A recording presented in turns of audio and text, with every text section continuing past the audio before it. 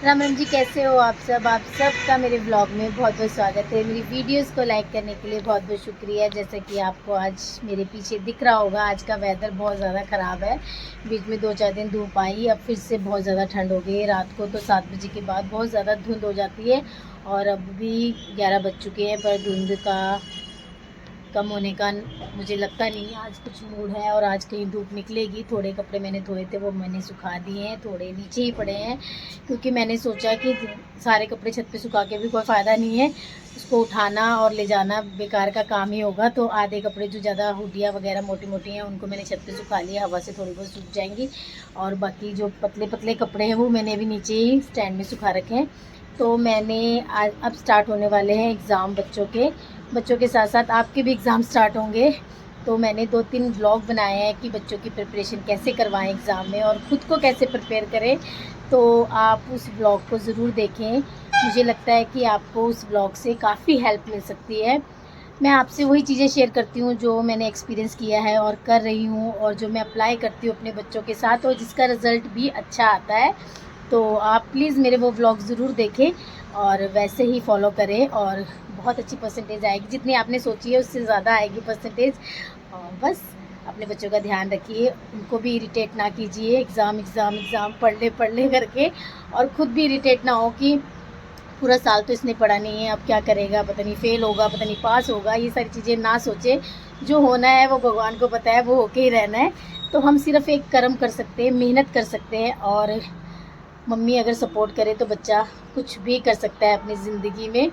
तो बस उसको सपोर्ट कीजिए, इरिटेट ना कीजिए, फ़ोन और मोबाइल वगैरह चलाने दीजिए, टीवी देखने दीजिए। हर चीज़ का एक टाइम फिक्स कीजिए, अपने हिसाब से एक टाइम टेबल बनाइए अपने हिसाब से। जब आप फ्री हो तब उसको पढ़ने बैठना है, और सबसे ज़रूरी है बार बार लिख कर पढ़ना है, नोट्स बनाने हैं, इंपॉर्टेंट चीज़ें लिखनी है। वो सारी चीज़ें मैंने अपने लास्ट ब्लॉग में आपको बताई हैं कि मैं कैसे स्टडी करवाती हूँ अपने बच्चों को, ट्यूशन वाले हों या खुद का बच्चा हो। तो आप प्लीज़ वो ब्लॉग ज़रूर देखें। तो आज मैं बनाने जा रही हूँ आंवले का अचार। उसको अचार तो नहीं, सब्जी कह सकते हैं, क्योंकि मैं आपको बताऊँगी मैं कैसे बनाती हूँ। जो बस हफ्ता 10 दिन के लिए होता है, ज़्यादा देर उसको नहीं रख सकते। एक तो धूप नहीं निकल रही। पहले मैंने सोचा था कि मैं आंवलों को अच्छे से बॉयल करके धूप में सुखाऊंगी, फिर उसके बाद उसका अचार बनाऊंगी।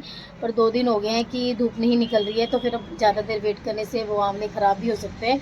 तो अब मैं ना नॉर्मल जैसे मेरी मम्मा बनाते हैं ना, मैं वैसे उसकी चटनी बोलो, सब्जी बोलो या अचार बोलो, जो भी आपको ठीक लगे आप बोल देना। मैं आपको दिखाती हूँ मैं कैसे बनाऊँगी। तो बस अब चलते हैं किचन में, और जैसे ही ब्लॉग स्टार्ट करा आलू प्याज वाले आ गए हैं। तो बस मेरी वीडियोस देखते रहिए। अगर आपको मेरे सजेशन, मेरी बातें या मेरे सजेशन, अगर आपको मेरे ब्लॉग से कुछ सीखने को मिल रहा है, खुद के लिए ना, खुद के लिए सीखने को मिल रहा है, डिप्रेशन से बाहर निकल रहे हो, खुद को बिज़ी रख रहे हो, खुद के लिए टाइम निकाल रहे हो, तो ये बहुत अच्छी बात है। तो अभी चलते हैं किचन में। शिव के एग्ज़ाम स्टार्ट होने वाले हैं, 2-3 दिन रह गए हैं, और मैं उसे पढ़ा रही थी थोड़ी देर बैठ के। तब तक मम्मी ने टमाटर की चटनी बना दी है, और अब मैं बनाऊंगी आंवले की सब्जी, अचार, चटनी, जो मर्जी कहो, पता नहीं सब्जी की तरह, मुझे तो सब्जी की तरह लगती है। आंवले की सब्जी बोलती हूँ मैं इसको, चटनी चटनी अचार तो हम इसको कह नहीं सकते, क्योंकि ये ज़्यादा दिन तक हम सेव करके नहीं रख सकते हैं। तो और इसको ना धूप में सुखाया है, ना इसमें कुछ अचार जैसा मैंने डाला है, ना डालूंगी। नॉर्मली इसमें मैं मतलब बेसिक मसाले ऐड करके इसको फ्राई करूँगी अच्छे से। मैं दिखाती हूँ आपको मैंने कैसे किया है। अभी मैं दिखाती हूँ कि मम्मी चटनी बना के जा चुके हैं, और अब मेरी बारी है आंवले की सब्जी बनाने की। ये मम्मी ने चटनी बना दी जब तक मैं शिव को पढ़ा रही थी, और ये रेडी करूँगी मैं। ये है आंवले, धूप ना आने की वजह से मैं इन्हें सुखा नहीं पाई और इनका अचार नहीं बन पाया। अब मैं ये जो ऑयल है ना, इसको, इसमें जीरा अजवाइन वगैरह सब कुछ डाल के फिर इसको, आंवलों को इसमें फ्राई करूँगी। जीरा अजवाइन वगैरह डाल के ना मैं इस आंवलों को इस तेल में फ्राई करूँगी। जब ये थोड़े थोड़े पकने लगेंगे ना, तो फिर इसमें बेसिक मसाले ऐड कर दूँगी, और जबकि मैं इसमें गरम मसाला भी ऐड करूँगी, और अच्छे से इसको फ्राई करती रहूँगी जब तक कि इसका पानी अच्छे से सूख ना जाए और ये पक ना जाए। और फिर इसको बिल्कुल ठंडा होने के बाद एक कंटेनर में डाल कर रखूँगी। जीरा अजवाइन डालकर मैं इसको अभी अच्छे से फ्राई करूँगी ढककर। जब तक ये अच्छे से नहीं पक जाता थोड़ी गैस को सिम कर कर, फिर उसके बाद बेसिक मसाले ऐड करूँगी। जब तक ये आंवले का अचार, आंवले की सब्जी बन रही है तब तक, क्योंकि अचार मुझे नहीं लगता कि इसको अचार बोल सकते हैं। अचार बोल सकते हैं इसको क्या? अचार तो वो होता है ना, धूप में सुखा के उसको काफ़ी दिनों तक हम लोग रखें, धूप में सुखाएं और अचार वाले मसाले डालें और अचार की तरह उसे बनाएं। मैं इसको अचार की तरह नहीं बना रही हूँ, तो मैं इसको आंवले की सब्ज़ी कहूँगी। और मैं हमेशा आंवले की सब्ज़ी ही कह देती हूँ, पर सब लोग अचार ही कहते हैं। अचार मुझे नहीं लगता, अचार वाला कुछ रेसिपी मैं यूज़ ही नहीं कर रही इसमें, ना कोई मसाले यूज़ कर रही हूँ, ना कुछ इसको सुखाया बुखाया मैंने। और बस ऐसे ही मैं इसको सब्ज़ी की तरह पका पका के इसको पका दूँगी। जब तक ये पकेंगे तब तक मैं लंच के लिए भी सब्ज़ी कट कर लेती हूँ। इधर ये बन जाएगा तब तक मेरी सब्ज़ी कट हो जाएगी और मैं तब तक कर लूँगी आप लोगों से बातें। और बस शिव को बिठा के आई हूँ पढ़ने के लिए, चैप्टर दे के आई हूँ और उसको बोला है आधे घंटे में नीचे वाले रूम में आके बैठ, तो मेरे सामने बैठ के पढ़। तो बोलता मम्मा जहाँ जहाँ आप जाओगे वहाँ वहाँ मेरे को अपने पीछे पीछे लेके जाओगे। जब आप ऊपर जाते हो तो बोलते हो ऊपर वाले रूम में आ जा, जब आप नीचे जाते हो तो बोलते हो नीचे वाले रूम में आ जा। मैं सेटिंग करके बैठा हूँ, बुक्स लेके बैठा हूँ, मैं पढ़ रहा हूँ ना। आपको काम चाहिए ना, मैं कर दूँगा। तो मैंने वही ना, जैसे मैंने आपको भी बोला है कि इरिटेट नहीं करना उन लोगों को।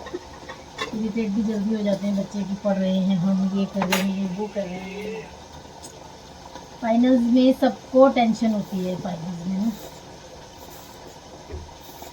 बच्चों को भी होती होगी टेंशन, पता नहीं होती है कि नहीं, मुझे नहीं लगता। उनको देख के तो नहीं पता लगता कि उनको टेंशन हो रही है। आज है जसनूर का बर्थडे, तो बर्थडे की टेंशन तो हो रही है 2 दिन से। क्या कपड़े पहनने हैं, कहाँ पार्टी करनी है, कैसे करना है, क्या नहीं करना है, उस चीज़ की बहुत टेंशन है। ये कपड़े प्रेस कर देना, मुझे ये कपड़े पहनने हैं ना।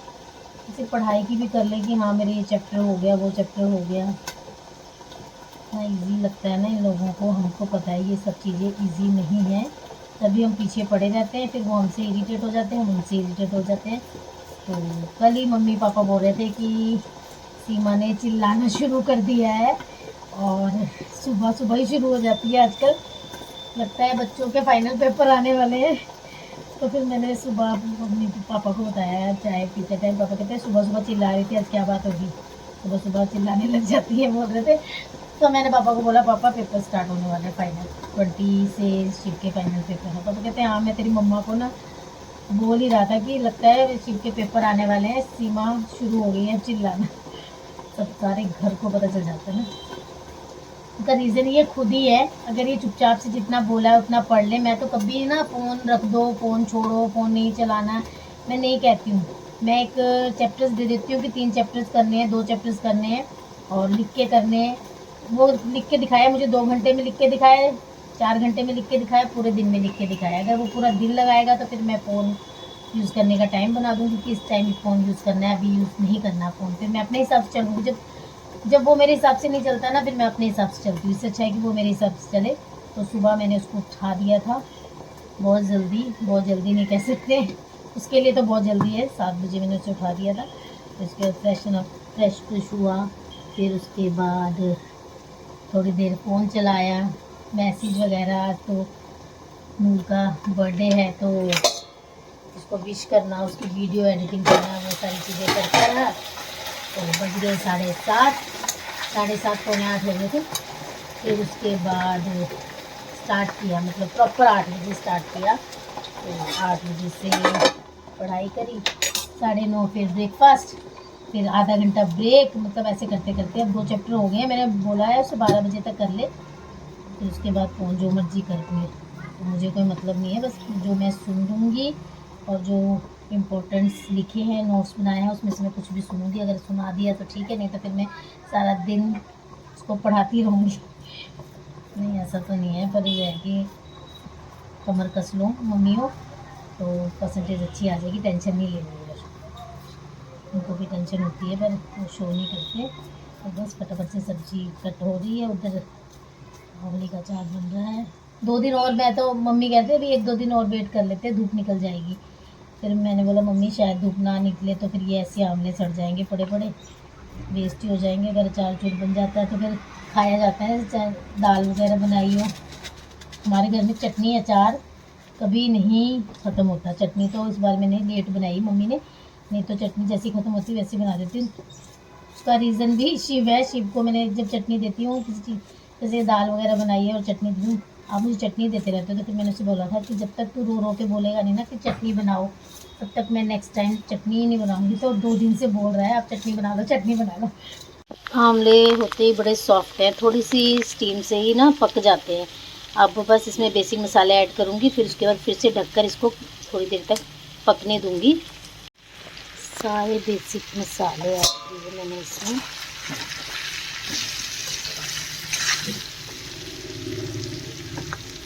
फिर से मैं इसको ढककर ना सिम करके अभी और पकाऊंगी जब तक ये अच्छे से गल ना जाए।